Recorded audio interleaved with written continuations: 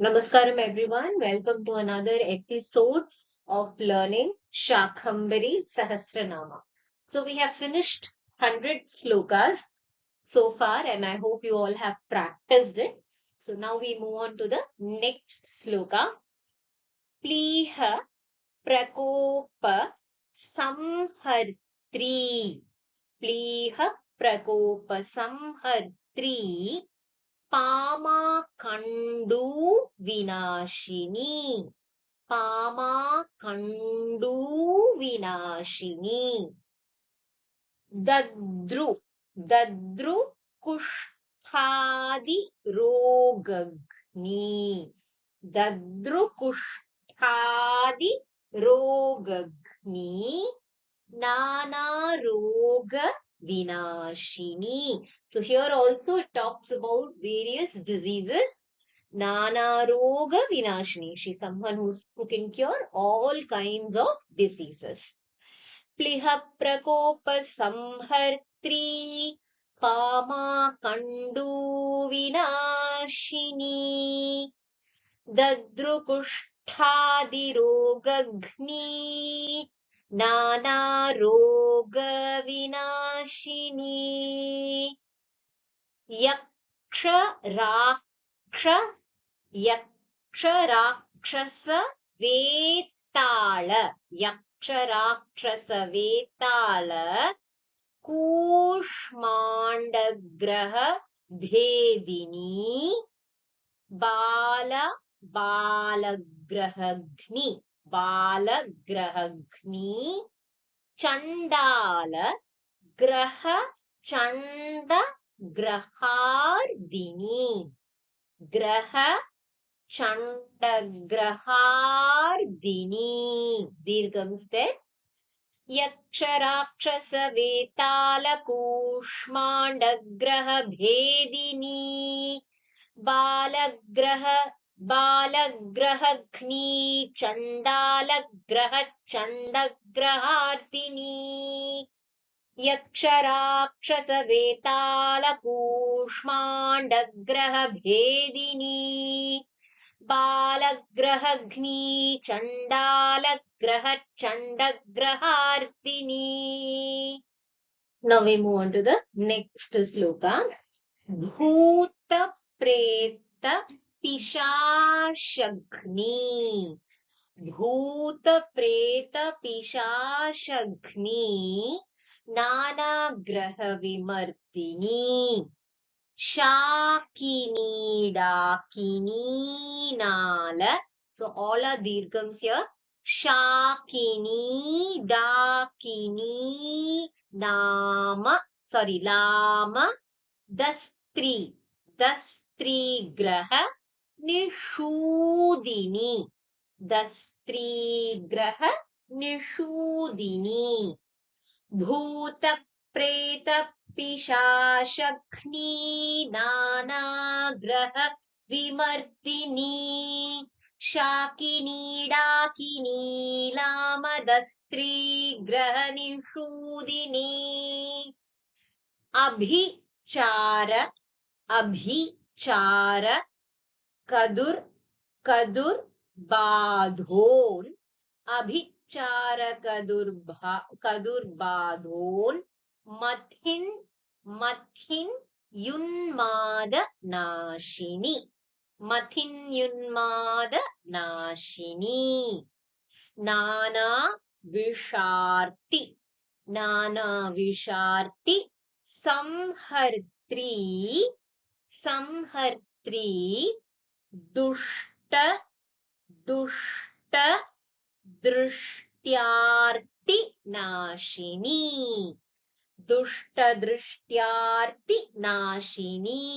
So dirgham in the end. The knees are all dirghams. अभिचारक दुर्बाधोन्माधीन माधिन्यु माधनाशिनी नाना विषार्ति संहर्त्री दुष्ट दृष्ट्यार्तिनाशिनी अभिचारक दुर्बाधोन्मधिन्युन्मादनाशिनी नानाविषाति संहर्त्री दुष्टदृष्ट्यार्ति नाशिनी. Now we move on to the next sloka.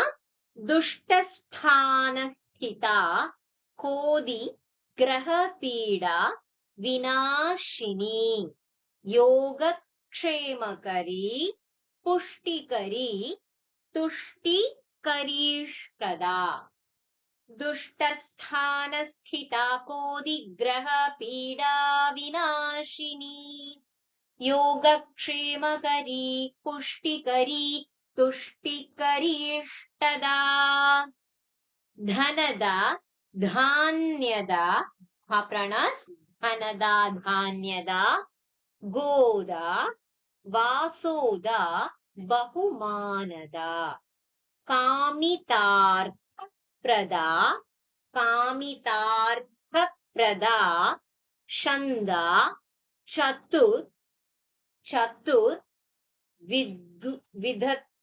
चतुर्विधत्तु मर्थता चतुर्विधतु मर्तदा. धनदा धान्यदा Goda वासोदा बहुमानदा कामितार्थप्रदा छन्दा चतुर्विधतु मर्थदा.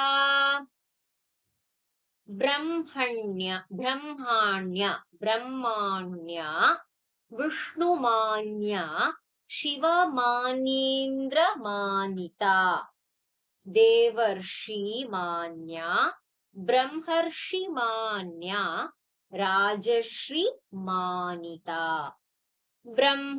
ब्रह्ममान्या विष्णुमान्या शिवमान्येन्द्रमानिता देवर्षिमान्या ब्रह्मर्षिमान्या राजश्रीमानिता. Now we move on to the next sloka. Jaganmanya Jagadhatri Trayambaka Trayambakangana Guhe Bhavaktra Janani Bhadrakalyamayankari. Jaganmanya Jagadhatri Trayambaka Trayambakangana गुहे भवक्त्र जननी भद्रकाल्यमयङ्करी. सती दाक्षायणी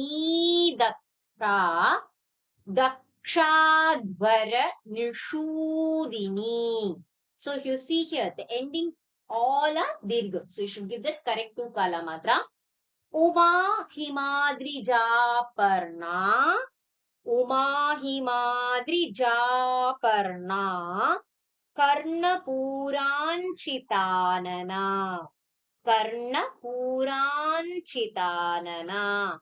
सती दाक्षायणी दक्षाध्वर निषूदिनी उमा हिमाद्रिजापर्णा कर्णपूराञ्चितानना.